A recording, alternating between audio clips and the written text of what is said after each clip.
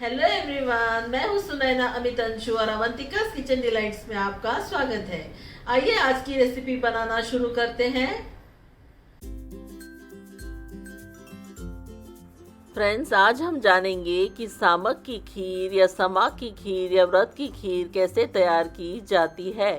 सामक चावल को हम अंग्रेजी में बार्नयार्ड मिलेट कहते हैं और इसका उपयोग भारतीय मिठाई सामक चावल की खीर बनाने के लिए किया जाता है।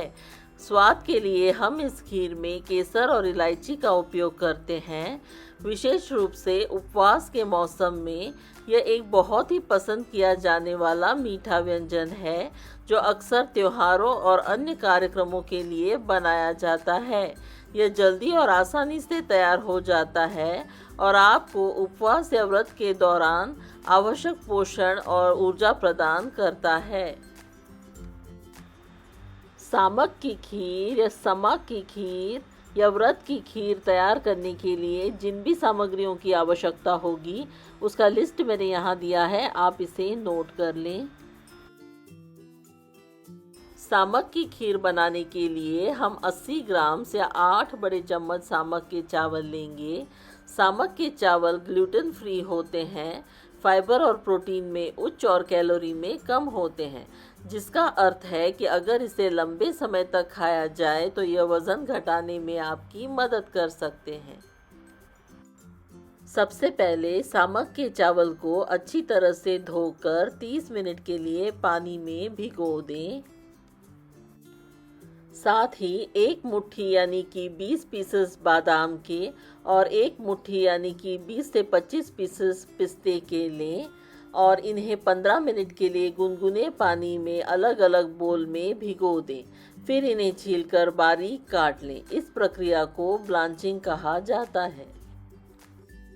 अब गैस स्टोव की धीमी से मध्यम आंच पर एक कढ़ाई में 1.5 लीटर दूध गर्म करें।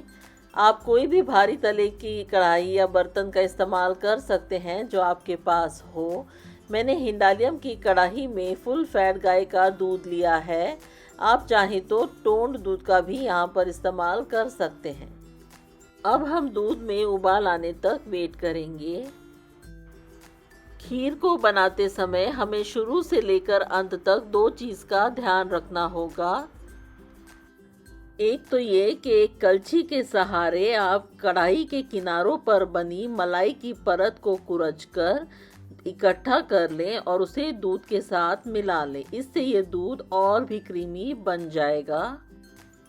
दूसरा ये कि हमें दूध को बीच बीच में चलाते रहना होगा ताकि दूध कढ़ाई के तले से न चिपके और ये जले ना।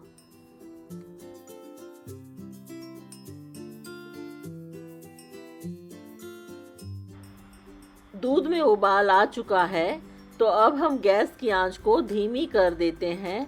अब हमें दूध को रिड्यूस करना होगा तब तक जब तक दूध अपनी ओरिजिनल क्वांटिटी का 80% न हो जाए। इतना ही नहीं, हमें दूध को बीच बीच में चलाते रहना है। अब एक छोटे से बोल में 100 या 150 मिलीलीटर दूध लें और इस दूध में एक चुटकी केसर के धागे मिलाएं और इन्हें अच्छी तरह से एक चम्मच की सहायता से मिलाकर 15 मिनट के लिए अलग रख दें। ऐसा करने से केसर के रेशे अपना सारा स्वाद और रंग दूध में छोड़ देंगे और हमें केसर के स्वाद वाला दूध मिलेगा जिसे हम बाद में इस्तेमाल करेंगे। 30 मिनट के बाद मैंने समक के चावल को भिगोने के लिए लगा पानी निकाल दिया है और ये भीगे हुए समक के चावल हैं। हम देख सकते हैं कि दूध उसकी ओरिजिनल क्वांटिटी का 80% हो चुका है। तो हम अब इसे एक बार चला लेते हैं और फिर इस उबले हुए और गाढ़े किए हुए दूध में यानी कि रिड्यूस किए हुए दूध में भीगे हुए समक के चावल डाल देते हैं।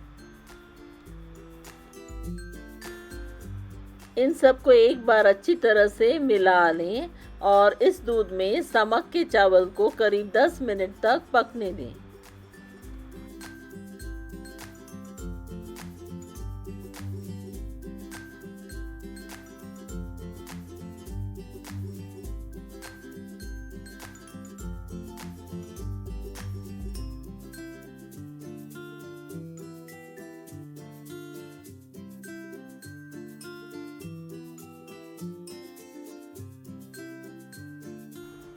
समक के चावल को 10 मिनट के लिए दूध में पका लेने के बाद हम अब इसमें 1 बड़ा चम्मच ब्लांच किए हुए और बारीक कटे हुए बादाम डालेंगे। साथ ही 1 बड़ा चम्मच ब्लांच किए हुए और बारीक कटे हुए पिस्ता डालें और इन सबको एक बार अच्छी तरह से मिला लें। सूखे मेवे डालने से खीर का स्वाद और भी ज़्यादा बढ़ जाता है और इस खीर को 3 से 4 मिनट तक फिर से पकने दें।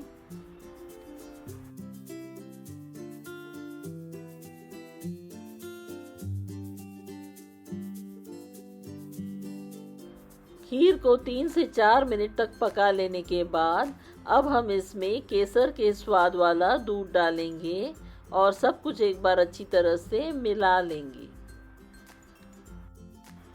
केसर के धागे यहाँ पर ऑप्शनल हैं। यदि आपके पास ये उपलब्ध न हो तो आप इसकी जगह पर रंग के लिए लेमन येलो फूड कलर का इस्तेमाल कर सकते हैं। और यदि आपके पास ये दोनों उपलब्ध न हो तो आप इस खीर को प्लेन वाइट ही रख सकते हैं और स्वाद के लिए हम बाद में हरी इलायची के पाउडर का इस्तेमाल करेंगे, जिससे इस खीर में बहुत ही अच्छा स्वाद आएगा। हमने समक के चावल को दूध में लगभग 14 मिनट तक पका लिया है और अब हम देखेंगे कि इन दानों को चेक करके कि वे कितने अच्छे से पके हैं। उसके लिए एक चुटकी दाने लें और अपनी अंगूठी और इंडेक्स फिंगर के बीच में दबाकर देखें कि वे कितने पके हैं और हम देख सकते हैं कि ये चावल अच्छे से पक गए हैं। अब हम इस स्टेज पर चीनी मिलाएंगे। चीनी आपको उतना ही मिलाना है जितना मिठास आप इस खीर में चाहते हैं। मैंने यहाँ पर 8 बड़े चम्मच चीनी लिए हैं और उसे मैं इस खीर में डाल रही हूँ। सब कुछ एक बार अच्छी तरह से मिला लें और 3 से 4 मिनट तक चीनी को दूध में पूरी तरह से घुलने तक इस खीर को पकाएं।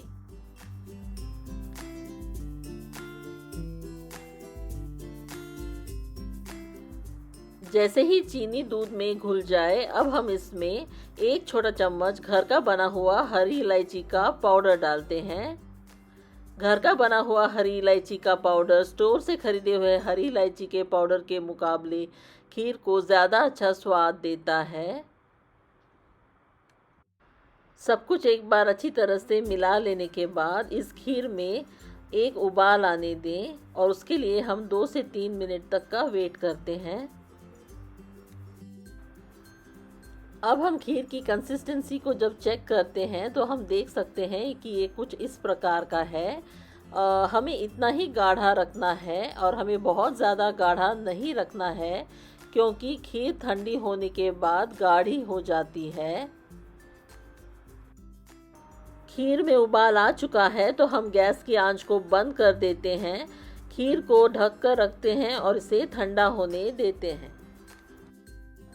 अब हम इस खीर के लिए तड़का तैयार करेंगे और उसके लिए गैस स्टोव की धीमी आंच पर एक तड़का पैन में 1 बड़ा चम्मच घी गरम कर लेंगे और उसमें 15 काजू को उसके आधे हिस्सों में तोड़कर डाल देंगे। अच्छी तरह से मिला लें और इन काजू को घी में तब तक भूनें जब तक कि यह सुनहरे रंग का न हो जाए।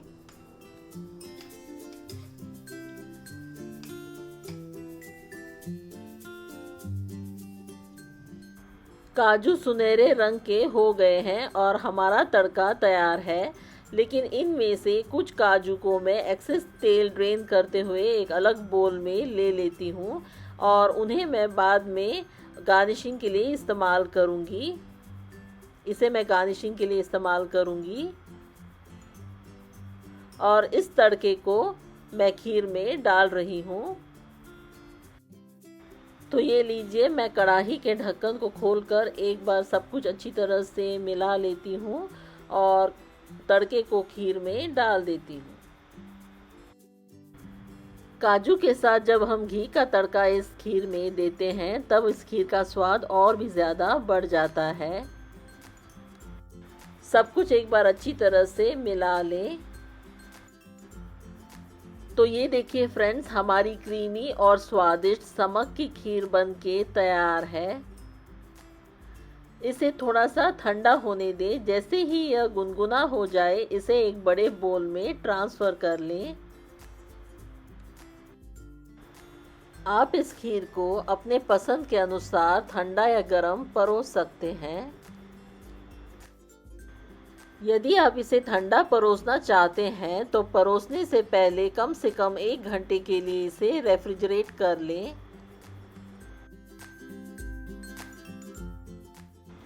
अब इस खीर को 4 सर्विंग कप में डालें और इसे सर्व करें।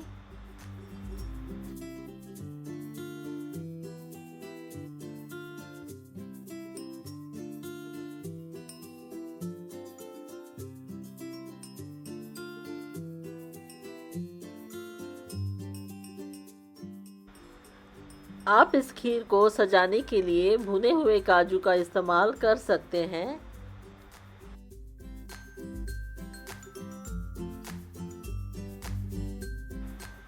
आप इस तरीके से केसर के धागों से भी इस खीर को सजा सकते हैं।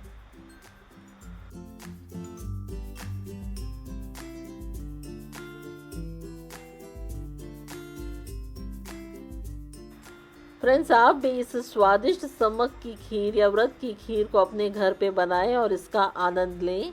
आशा करती हूँ आपको यह रेसिपी पसंद आई होगी और आप भी इसे अपने घर पर बनाने का ज़रूर प्रयास करें। अगर आपको मेरी यह वीडियो अच्छी लगे तो आप इसे लाइक करें और ज़्यादा से ज़्यादा शेयर करें। मुझे सपोर्ट करने के लिए मेरी चैनल को सब्सक्राइब करें। इसके लिए आपको सब्सक्राइब बटन पर क्लिक करना होगा और यह एकदम फ्री है। मेरे आने वाले वीडियोस की नोटिफिकेशंस पाने के लिए आप बेल आइकन पर भी क्लिक करें। वीडियो देखने के लिए बहुत बहुत धन्यवाद।